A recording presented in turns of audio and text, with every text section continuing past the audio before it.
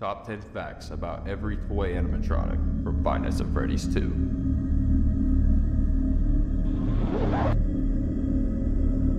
Toy Freddy. Number 10. Toy Freddy actually has the lowest AI on Night 1 in Five Nights at Freddy's 2. Toy Bonnie and Toy Chica's AI can go from 2 to 3, while Toy Freddy's AI can only be at 2 once he is activated. Number 9. Just like Freddy's nose in the first game, if you click on Toy Freddy's nose on the poster to your left, there will be a honking noise. Trust me, it's very iconic and it will appear in every single FNAF game from here on out. Number 8. Toy Freddy is the only Freddy in any Five Nights at Freddy's game, not counting Security Breach, to be acted on Night 1 and Night 2. I'm very unsure as to why Scott decided to branch off from the first game and make it to where Freddy wasn't really the main character in this one, but he's rather just like the rest in this game. Number 7. Toy Freddy is the only animatronic in the whole game to go back on the stage once he leaves it. Is it just me, or does Toy Freddy not seem as aggressive as any of the other characters? He finds a lot of ways to retreat from your office as he slowly creeps up to your office, and then easily gets countered. Number 6. Toy Freddy, as you can see, he turns his eyes all black once he enters your office. This could be his way of being able to either be immune to the flashlight because the flashlight can't hurt you if you have no pupils, or he could be doing that to look more intimidating. Trust me, Toy Freddy, you're the least intimidating out of all of the toy animatronics.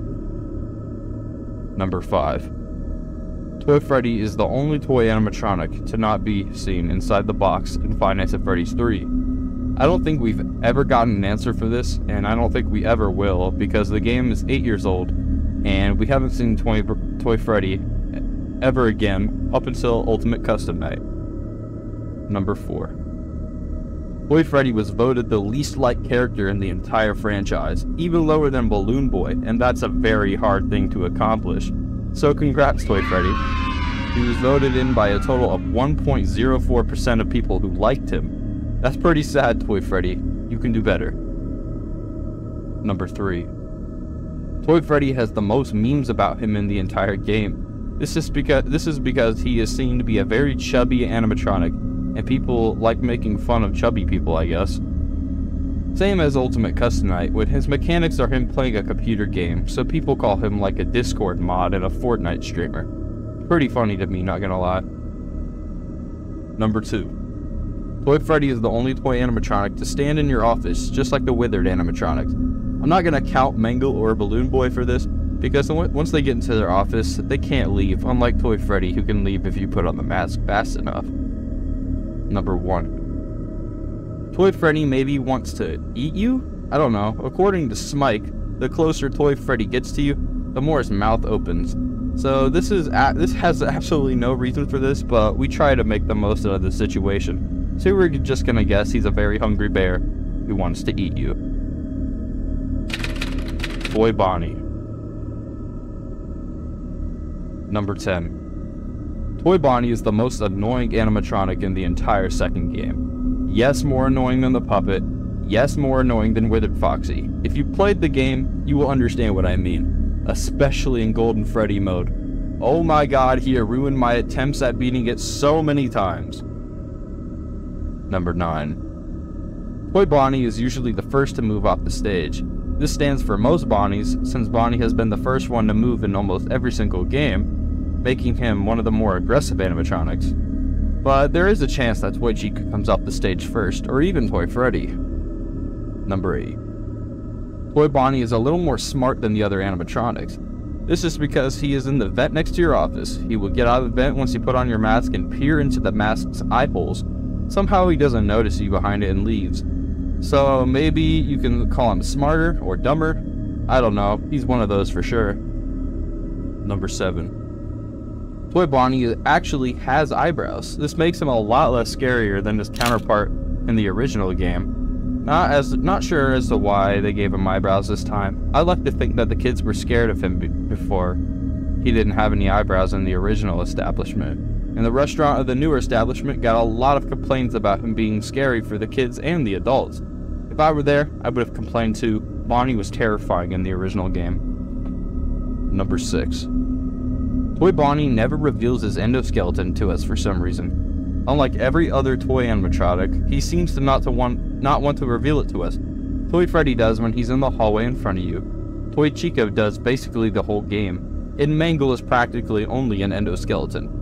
So this, I guess, makes sense. Toy Bonnie is a little less scary since he doesn't use these tools to his advantage to make him look more scary than he is right now. Number 5. Toy Bonnie seems to ditch his guitar sometimes when he leaves the stage. On some cameras, he will have his guitar, and on others, he will not have his guitar. It seems that Toy Bonnie took after me and got bipolar disorder because he can never decide what to do with his guitar, just like I can never decide what to post. Number 4. Fans really cared over what Toy Bonnie's gender was for some reason. Personally, I don't understand why people care so much over an animatronic's gender, but I guess personally, I don't really care. Toy Bonnie has always been my favorite on-stage toy animatronic, girl or not, and boy or not. Leave it alone, everyone, but we can find it out in the custom night in Five Nights at Freddy's 2 when you choose Ladies Night, and Toy Bonnie is not active, so therefore, he's a boy. Number 3. Toy Bonnie may have a counterpart, and this is Shadow Bonnie. It's not confirmed if it's Toy Bonnie or not, but looking at the structure of Shadow Bonnie compared to Toy Bonnie, the only difference would be the teeth, while the body of the animatronic is practically the same. Number 2. Sometimes when you get jump scared and get game overed in Five Nights at Freddy's 2, there's a chance where you can get a Toy Bonnie screen after that. Here he has black eyes and is seen looking up in the sky. This isn't anything different from the previous Five Nights at Freddy's game, where Bonnie had the same thing going on for him. Maybe this is a regular occurrence with Bonnies, I don't know. Let me know what you guys think. Number 1. Toy Bonnie is inside the box at Five Nights at Freddy's 2, so this means that he was most likely scrapped after the bite of 87, which he was one of the suspects along with Mangle. Sadly, I doubt we will ever see him again after Ultimate Custom Night, where he came back, but to be literally the easiest animatronic to deal with, when in Five Nights at Freddy's 2, he was the most annoying one to deal with. Justice for Toy Bonnie. Toy Chica. Number 10. Toy Chica still has no ears. I'm wondering why Scott never gives his Chicas ears, whether he makes them when he makes them. Maybe Scott has a fear of chickens with ears? Nah, that's a stupid reason. Unless it's true, but maybe it's for some other reason we don't know about. Who knows? It's just a theory. A game theory. Love you, Matt Pet. Number 9. Toy Chica seems to lose her beak once she leaves the stage. Once again, with all the toy animatronics, I have no idea why this is, but people think Mangle stole it from her. Due to this picture, I'm a firm believer in this because, I mean, look at it, it's right there. I have no idea why Mangle would have stolen her beak, but I mean, it's right there. Here lodged in her endoskeleton, so I'm assuming maybe Toy Chica either put it there, she lost it, or it ended up there, or Mangle just stole it. Number 8. Chica also seems to lose her eyes once she leaves the stage. These toy animatronics are just like me, I swear. I always lose everything I own. Anyways, we have no idea where her eyes go, but we presume she leaves them on the stage to make herself more intimidating. Number 7. Toy Chica is the first animatronic in any of the games to be wearing clothes. Even though it may not be a lot of clothes, maybe this was the restaurant's idea of making them more kid-friendly. Even though they made Toy Chica look a lot more suggestive than the original Chica ever was, but it's still clothing nonetheless. Number 6. Toy Chica was seen inside of the box in the Five Nights at Freddy's 3 teaser, so it's safe to assume that she got scrapped after that and was never seen again, just like the rest of the toy animatronics. Up until Ultimate Custom Night, I just realized that most of the animatronics probably got scrapped before the bite of 87. Number 5. Just like the original Chica, Toy Chica doesn't have any secret screens like any of the other animatronics. Even Foxy has a secret screen this time. Chica remains the only animatronic in all of FNAF to never have a hallucination or a screen after you get jump scared. Number 4. Toy Chica could have been the one to move the paper plate pal in in one of the cameras to your office, since she stands right in front of it where we cannot see it anymore. The other ones that could have moved it are Toy Bonnie and Withered Chica. Number 3. Toy Chica stands in at the shortest toy animatronic in the game, while Bonnie has always been the tallest because of his ears, Freddy being the runner-up and Mangle being able to bend and stretch to near Freddy's height. Chica is left at being the smallest toy animatronic. Number 2. Toy Chica is a possible candidate for the Bite of 87, since once she leaves the stage, she also leaves her beak. So some people believe that maybe she did this during the day, removing her beak, which exposed her endoskeleton teeth, then went up to a kid or adult, perhaps the day shift guard, and accidentally caused the bite. Number 1. You already know what I'm about to say, you sickos. Toy Chica is very, very much drawn in that kind of art. The most in the series, actually. Even good old Markiplier said it himself. We have all come down such a large fall as the human race. Shame on you. Mangle. Number 10. Mangle is the leading suspect for the Bite of 87. We think this because Mangle was torn apart and put back together so many times, so maybe Mangle had enough of the kids or adults and decided that she would teach them not to mess with her, and then this led to the Bite of 87. Number 9. Mangle actually has 2 heads. It has been confirmed that this head is actually a parrot, most notably the same parrot that Rockstar Foxy has in Five Nights at Freddy's Pizzeria Simulator. We have no idea what mechanic Mangle would have if she was not damaged and had this parrot, or if the parrot Rockstar Foxy had would be the same, so Mangle, if she wasn't torn apart. Number 8. Mangle is Foxy's counterpart. As we just went over, she used to have a parrot, but she also used to have a hook. They replaced Foxy because he was scary and dangerous with Mangle. Before Mangle was destroyed, she was a white fox with a pink belly with a hook and a parrot on her, which is clear that she was a pirate before. We can see it in one of the images Scott released for the game right before it came out, where Foxy is peering out of the cove on the left side and Mangle is peering out of the cove on the right side.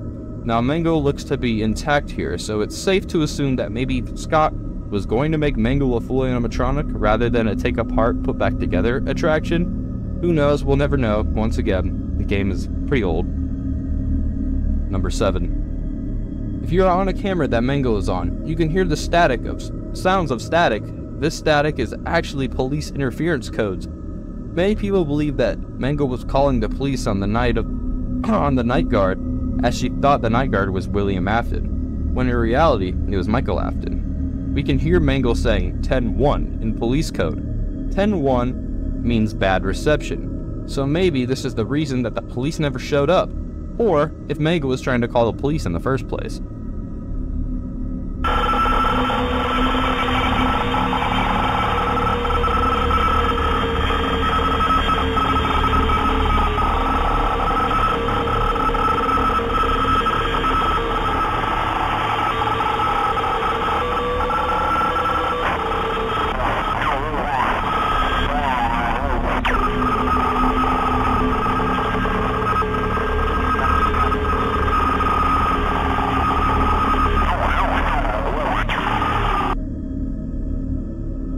Number 6.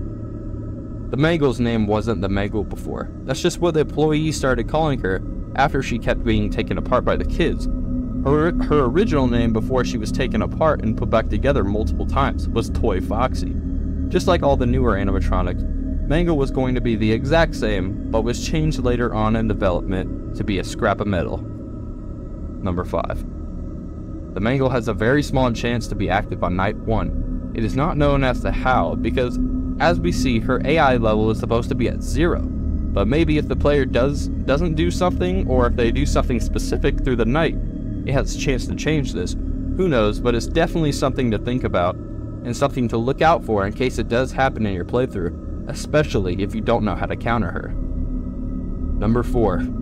Cool fact is that if Mangle enters your office, the other animatronics get more aggressive. This is the same for Balloon Boy. but this may be because they take away some of your resources that help you survive, which can make you get jump scared a lot easier and faster. Or it could be Mangle's broken radio that keeps going off, which hypothetically could lead the other animatronics to your location. Number 3. When Mangle is in your office and she jump scares you, she actually opens her mouth and bites you on the frontal lobe. This is a big reason as to why many people believe she caused the bite, because she could go for any other part of the body, but she exactly chose the frontal lobe, which is a big hint, because that is the part of the head the crying child lost in the bite of 83. Number 2. If Mangle gets into your office, you do have the possibility to live through the entire night, 12 p.m. to 6 a.m. This is because the Mangle's jump scare is completely random, not a set chance, but an absolute random chance. Number 1. Mangle could have been inspired by Rolf the Wolf and Earl Schmurl. The reason for this is because both animatronics have white fur, as well as a secondary animatronic. Rolf had Earl, which was his mini puppet, and Mangle has her parrot, which is pretty similar resemblance to the wolf and possibly be the inspiration for Mangle. Thank you guys so much for watching. If you liked it, please like, subscribe, and turn on notifications. Peace!